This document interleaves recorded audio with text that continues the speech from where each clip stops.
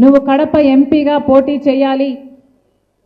చేయాల్సిన అవసరం ఉంది అని దాదాపు 2 గంటల పాటు నన్ను ఒప్పించే ప్రయత్నం చేశాడు.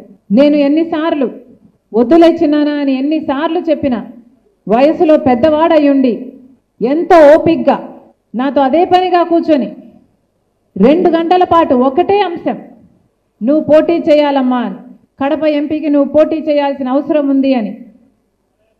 ఆఖరికి ఇంకా పెద్ద మనిషి మాట కాదనలేక అన్నీ అనుకూలిస్తే చేస్తాలే చిన్నానా అని చెప్తే తప్ప చిన్నానా ఆ రోజు లేచి వెళ్ళలేదు.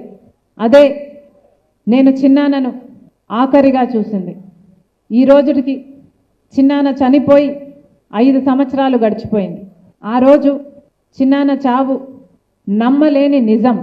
ఈరోజు రాజకీయ విషసర్పాల కోరల్లో చిక్కుకొని దుర్మార్గు పాలన చక్రాల కింద నలిగిపోతూ న్యాయం కోసం ధర్మం కోసం పోరాటం చేస్తున్న ఒక నిప్పు లాంటి నిజం 5 సంవత్సరాలు అయిపోయింది.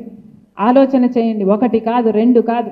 వివేకానందరెడ్డి గారి హత్య జరిగి 5 సంవత్సరాలు అయిపోయింది.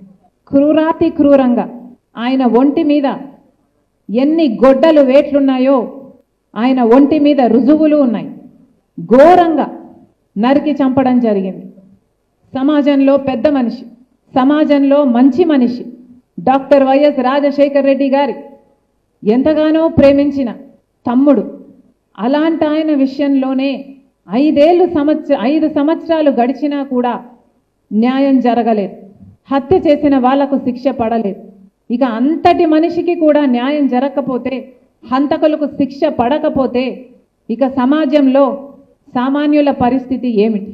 సామాన్యుల విషయంలో న్యాయం జరుగుతుంది అని సమాజం నమ్మే పరిస్థితి ఉండాలి అంటే ఈ పాటికి ఎప్పుడో హంతకులను గుర్తించుండాలి, వాళ్ళకు శిక్ష కూడా వేసుండాలి.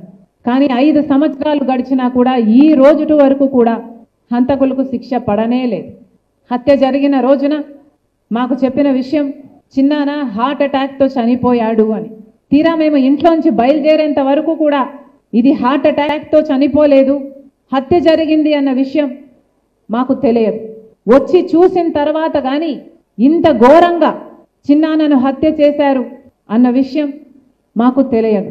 హత్య పలాని వాళ్ళు చేశారని కానీ పలాని వాళ్ళు చేయించారు అన్న కానీ ఈ విషయాలు ఏవి తెలిసే పరిస్థితి లేదు. కానీ ఈ రోజున హత్య చేసింది ఎవరో కాదు, బంధువులే అని అన్ని సాక్ష్యాలు వేలెత్తి చూపుతున్నాయి.